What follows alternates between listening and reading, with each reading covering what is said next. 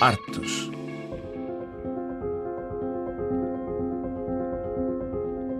Que lições tirar de Molière 400 anos depois do seu nascimento? Fomos perguntar ao encenador português João Mota, um militante no teatro e na vida.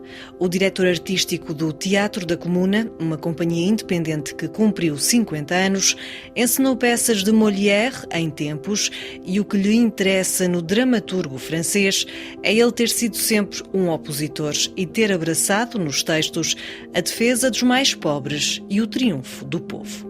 Eu fiz de Molière o quê? Primeiro o Tartufo, depois as Velhacarias de Scapin. O que é que representa para si Molière no repertório universal do teatro? Foi sempre um opositor, como qualquer comediante, ator ou encenador. Foi sempre um opositor, no bom sentido da palavra. Um indivíduo que quer a liberdade e quer igual para todos. O Tartufo não é mais do que isso tudo.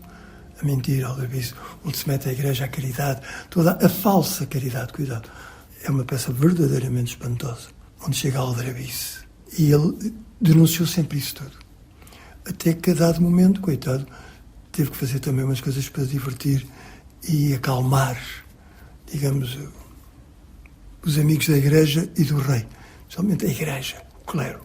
Como é que acha que o Molière ainda resiste até hoje? Porque exatamente é um opositor ao poder. Já as Velhacarias de Scapin não é mais do que isso, porque é quando os mercadores aparecem, se cria a burguesia, digamos assim. A burguesia não é mais do que isso, são os mercadores que estabelecem-se e criam famílias. A burguesia nasce disso. E é uma crítica total à chamada burguesia. Os burgueses dos mercadores fazem os negócios com a Itália, aquelas coisas todas. Depois há as mulheres escondidas. Quer dizer, o mundo, que pouco e pouco o amor vai descobrindo. Já no Tartufo, exatamente o amor é que vai descobrindo tudo. Porque a falsidade, a falta de transparência é a pior coisa que nos pode acontecer.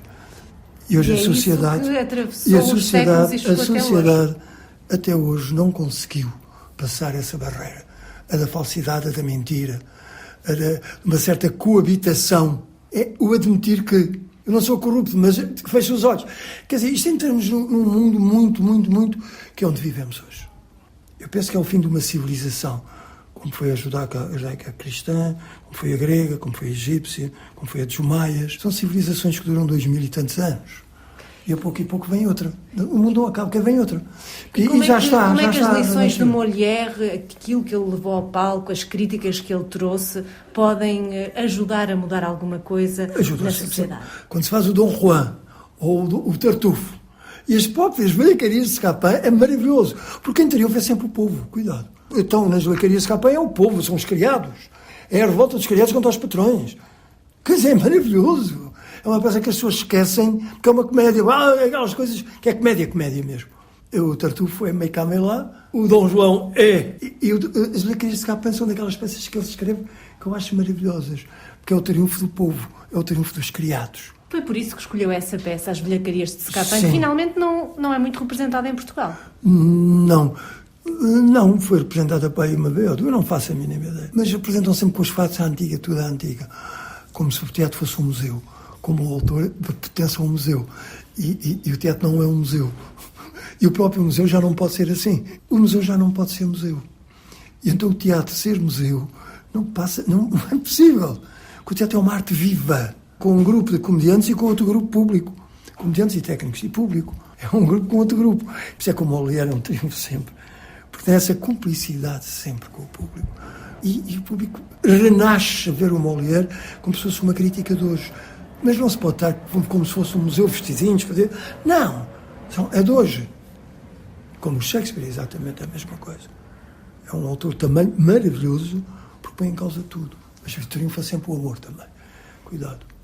Então isso significa que nas suas encenações, em termos cenográficos, não foi pela opção, se calhar, mais fácil, naturalista, mas foi por algo mais contemporâneo? Não é contemporâneo, não é nada. Isso aprendi muito com o Peter Brook.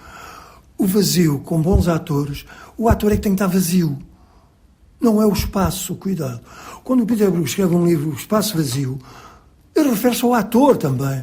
O ator tem que estar vazio para poder estar num espaço vazio. Se ele não está vazio, o espaço está cheio de porcaria, de mediocridade dos atores. Cuidado, e criar o espaço vazio nos atores, e com o espaço vazio quase, aí é teatro e há uma cumplicidade com o público. Não é preciso o cenário de cocós, as coisinhas, não. Muito simples. Basta um chão, uns móveis, a lembrar coisas antigas, às vezes, um pormenor simbólico. Porque o público também, o público pensa. O público não é estúpido, cuidado. Há uma ideia sempre que o público é estúpido. Então temos que mostrar tudo. É ridículo. É ridículo. Só quem não percebeu quem é o Peter Brook, o Grotowski, o Artaud, o próprio Brecht, o Stanislavski, pronto, é uma época. Agora, Grotowski, Peter Brook, o Bob Wilson, vão todos a uma coisa que é essencial.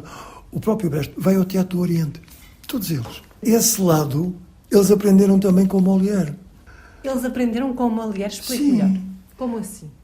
Que cenários é que tinham Molière e como é que representavam? Na época deles. Como é que eram os cenários? Como é que eram as coisas? Era no palácio, quer dizer, as pessoas esquecem isso tudo. Agora metem cenário, metem coisinhas. Estão a brincar. Não é verdade. Eles próprios estão a mentir no teatro. Estão a fazer um teatro e a imaginar uma época, estão a mentir ao público. Porque não era assim. Era numa sala grande, com lustre e tudo. Que eles representavam, por favor. Ou representavam como e onde? Havia os teatros próprios, quer dizer, o teatro do burguês. Isso aí está-se a criar a burguesia nessa época. E hoje vivemos numa sociedade profundamente burguesa. Meia.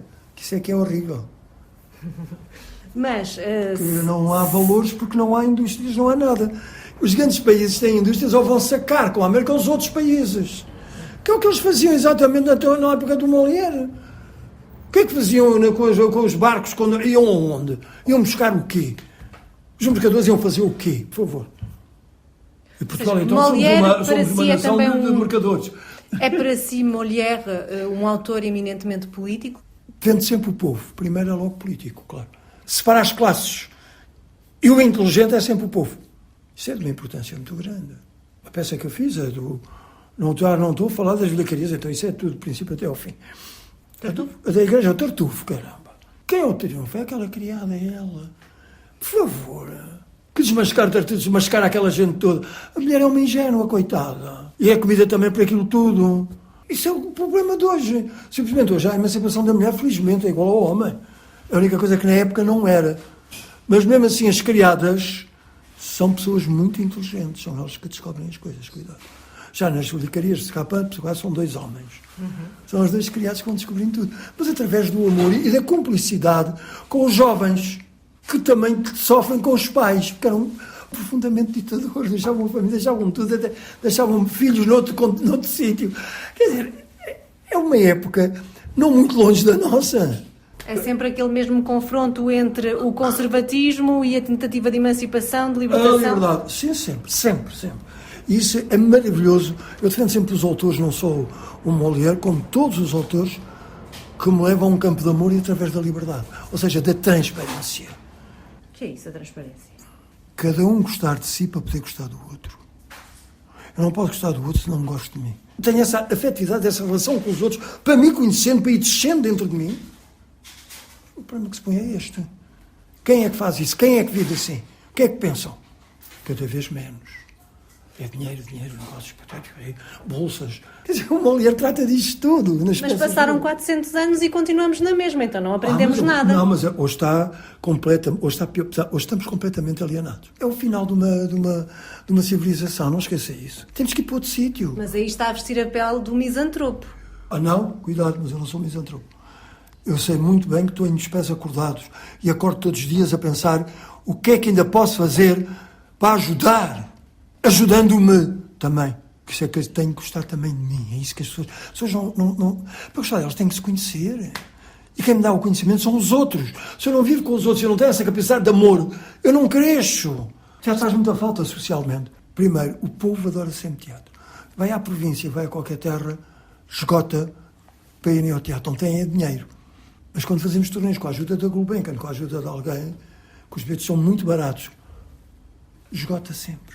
Porque senão temos sempre também acabada só dos intelectuais a ir ao teatro. Eu não quero uma clientela. Sou contra a clientela, seja de que partido for. O público é popular. Não tem classe social na sala de teatro. Ainda há esperança de um sobressalto de consciência com Molière? Com certeza sempre. Basta falar de amor e liberdade. E o povo adora. E os jovens adoram. Mas consegue compreender os textos de Molière, que são textos setecentistas? Completamente. As pessoas sabem muito bem que estamos a falar de quê e de quem. Estamos a falar de quê e de quem? Das pessoas que sofrem as consequências de uma globalização profundamente errada. Que os ricos continuam a ter o poder, os países pobres continuam a não ter nada. É por isso que as pessoas vão a correr ao teatro de Molière? É que o Molière diz muito. É uma linguagem de hoje, se a tradução for boa. E depois, se os atores forem bons, e se não perderem tempo em grandes cenários, em grandes porcarias, porque não é preciso.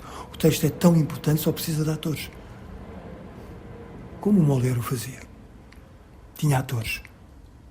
De resto, por favor, não havia projetores, não havia nada disso.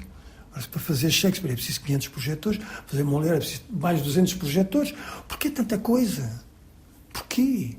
O teatro não tem que voltar a ser o que era, que é a linguagem pura, sempre dos homens, é transparência de uns para os outros, mais nada. Qual é o legado de Molière hoje em dia? A grande luta pela liberdade, a denúncia, a defesa daqueles que em princípio não têm defesa perante o poder, a inteligência, que é a coisa mais importante, porque ser rico ou ter o poder não significa inteligência. O povo tem la Russe, tem uma coisa que é muito difícil de ter, que é a inteligência e a esperteza, o raciocínio, que estão habituados a ter que raciocinar rapidamente com o seu gato, com as suas merdas, contra o opressor, contra os patrões. São obrigados a outra mentalidade. O francês utiliza muito la Russe. É esse lado que me interessa no Molière. É a luta sempre que ele travou contra o clero, contra aquela gente toda, e foi sempre a defesa dos mais pobres, dos inteligentes, digamos assim, dessa classe, que é a classe dos mercadores que tomam conta de tudo. Mais tarde é a burguesia, a aristocracia vai caindo. E hoje estamos... Exatamente, os poderes estão-se nas tintas para as pessoas, e a alta burguesia está-se nas tintas. Estão-se todos nas tintas para o povo, para as classes mais pobres, que são as mais inteligentes e são o futuro. E são um futuro difícil, porque só dão força de trabalho, que é o que eles querem só. Mas cuidado. Ouvimos o encenador e diretor artístico do Teatro da Comuna em Lisboa, João Mota, uma conversa em torno de Molière e de um necessário sobressalto de consciência pelo teatro e pelos temas que atravessaram 400 anos. Ontem e hoje, em cima e fora do palco, a luta pela liberdade e pela transparência continua.